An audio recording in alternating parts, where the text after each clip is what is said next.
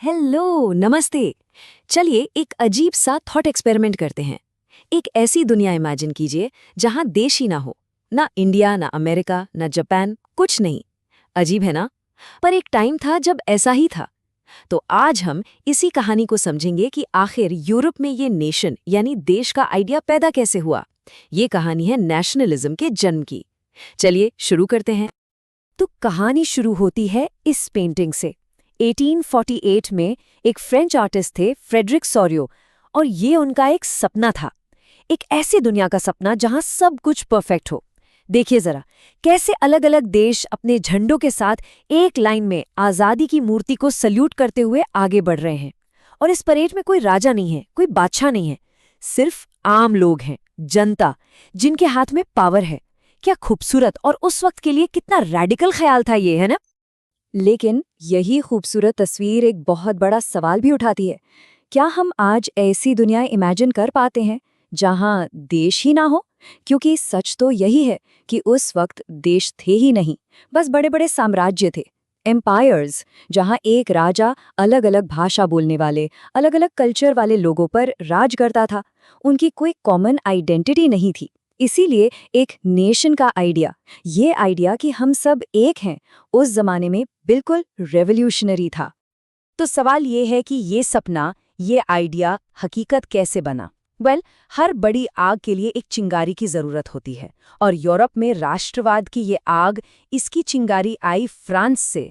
तो चलिए देखते हैं कि कैसे फ्रांस ने पूरे यूरोप को एक नया रास्ता दिखाया।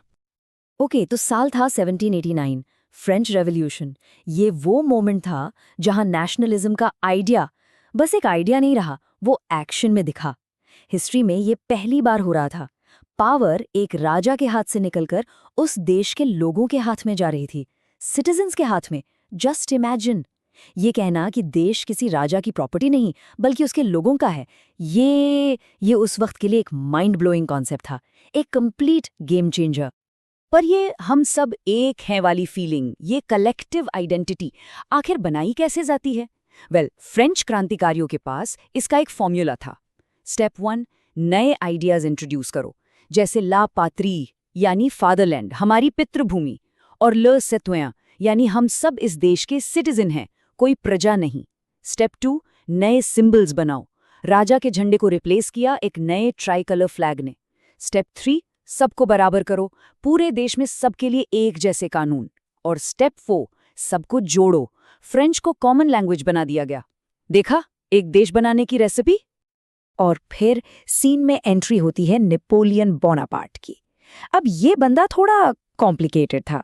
इसकी स्टोरी का एक गुड साइड है और एक बैड साइड। अच्छा ये था कि जहां जहां वो गया, अपने साथ अपने नेपोलियनिक कोड को ले गया, जिसे इक्वालिटी और राइट टू प्रॉपर्टी जैसे मॉडर्न आइडियाज पूरे यूरोप में फैले। पर बुरा ये था कि उसने फ्रांस में ही डेमोक्रेसी को तबाह कर दिया और लोगों को जबरदस्ती अपने आर्मी में भर्ती किया, बस यूरोप को जीतने के लिए। तो क्या था वो, एक मॉडर्नाइजर या एक डिक्टेटर, हीरो या विलन? शायद दोनों। तो नेपोलियन के बाद पूरा यूरोप एक बैटल ग्राउंड बन चुका था। लेकिन ये लड़ाई तलवारों से ज्यादा आइडियाज की थी। एक तरफ थे नए रेवोल्यूशनरी ख्याल और दूसरी तरफ थी पुरानी जमींदारी सोच। ये थी 19वीं सेंचुरी की सबसे बड़ी जंग। इस जंग में दो टीम्स आमने सामने थीं। Team number 1, liberals. ये नया पढ़ा लिखा मिडिल क्लास था।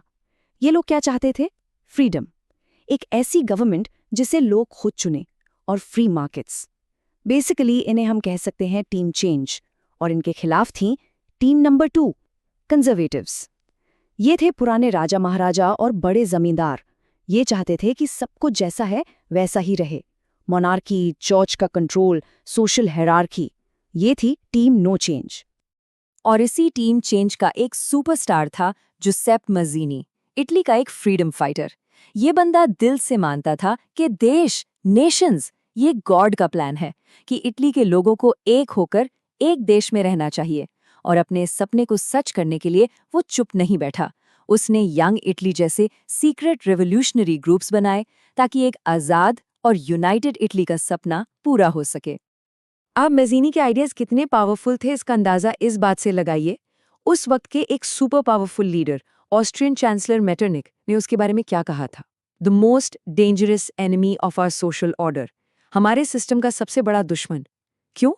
क्योंकि मैज़ीनी का आइडिया ऑफ वन नेशन उनके पूरे एम्पायर को, उनकी पूरी पावर को खत्म कर सकता था। इससे साफ पता चलता है कि पुराने सिस्टम के लोग इन नए आइडिया से कितना डरते थे। तो माज़ीनी जैसे लोगों के सपने बहुत आइडियलिस्टिक थे, आज़ादी और भाईचारे पर बेस्ड थे, लेकिन ज़मीन पर देश बनाने की जो रियलिटी थी वो अक्सर बहुत अलग, बहुत ब्रूटल होती थी। यहाँ सपनों से ज़्यादा खून और लोहा काम आता था। जर्मनी इसका सबसे बड़ा एग्जाम्पल है। जर्मनी लिबरल्स के स्पीचेस से नहीं बना, वो बना प्रशिया के chief minister Otto von Bismarck की ब्लड एंड आयरन पॉलिसी से, यानी खून और लोहे से। बिस्मार्क सपने नहीं देखता था, वो प्लान बनाता था। उसने प्रशियन आर्मी की ताकत और अपनी शातिर डिप्लोमेसी का यूज किया। सिर्फ 7 साल में 3 बड़ी जंग जीती और बूम, 1871 में एक यूनाइटेड जर्मन एम्पायर तैयार था। जर्मनी की कहानी तो वन मैन शो जैसी थी, बिस्मार्क का शो। लेकिन इटली की कहानी वो एक टीम एफर्ट था, एक ड्रीम टीम जिसमें 3 बहुत ही अलग किस्म के लोग थे, लेकिन तीनों ही इटली को एक करने के लिए एब्सोल्युटली जरूरी थे। तो ये थी इटली की ए टीम। सबसे पहले जुज़ेप्पे मज़ीनी, वो थे इस मिशन की आत्मा, द सोल, जिन्होंने लोगों को एक सपना दिया। फिर आए काउंट कवूर, वो थे इस मिशन का दिमाग, द ब्रेन, एक मास्टर स्ट्रैटेजिस्ट और डिप्लोमैट। और आखिर में जुज़ेप्पे गैरिबाल्डी, वो थे तलवार, द सॉर्ड, जिन्होंने हजारों वॉलंटियर्स की आर्मी को लीड किया। सोचो, सोल, ब्रेन और सॉर्ड, जब ये तीनों मिले तब जाकर इटली एक हुआ। और यहाँ एक बहुत ही फनी फैक्ट है, गैरिबाल्डी की सेना में जो बेचारे अनपढ़ किसान लड़ रहे थे, उन्होंने इटालिया वर्ड ही कभी नहीं सुना था। जब उनसे पूछा गया कि वो किसके लिए लड़ रहे हैं, तो उन्हें लगा कि ला तालिया उनके राजा विक्टर इमैनुअल की बीवी का नाम है। Isn't that hilarious? पर इससे ये भी पता चलता है कि आम इंसान के लिए देश का कॉन्सेप्ट उस वक्त कितना नया, कितना अजीब था। ओके, तो अब जर्मनी बन गया, इटली बन गया, देश तो बन गए, लेकिन इसके बाद का स्टेप क्या था? अब जरूरत थी इन देशों को एक पहचान देने की, एक चेहरा, एक सिंबल जिससे लोग जुड़ सके। और इसके लिए आर्टिस्ट्स ने एक कमाल की चीज यूज की, जिसे कहते हैं एलेगरी। अब ये क्या है? सिंपल भाषा में, जब आप किसी आइडिया को, जैसे आज़ादी या इंसाफ या देश को, एक इंसान का चेहरा दे देते हो। सबसे बेस्ट एग्जाम्पल है हमारी अपनी भारत माता। यही यूरोप में किया गया।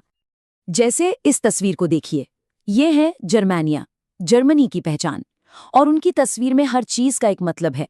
चलिए इसे डिकोड करते हैं।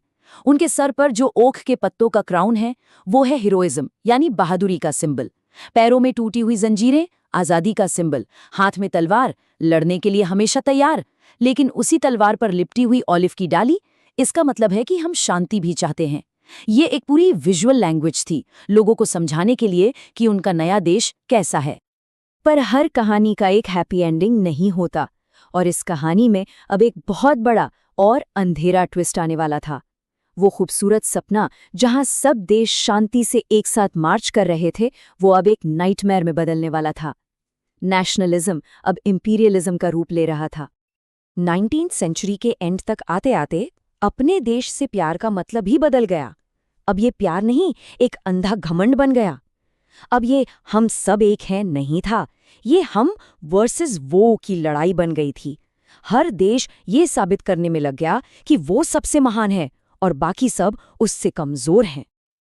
और इस डेंजरस गेम का ग्राउंड जीरो बना यूरोप का एक छोटा सा हिस्सा, बाल्कन्स। इस एरिया को एक प्रेशर कुकर समझिए। इसमें अलग अलग कल्चर और एथनिसिटी के लोग ऑटोमन एम्पायर से आज़ादी तो चाहते थे, पर जैसे ही उन्हें आज़ादी मिली, वो और ज़मीन के लिए आपस में ही लड़ने लगे।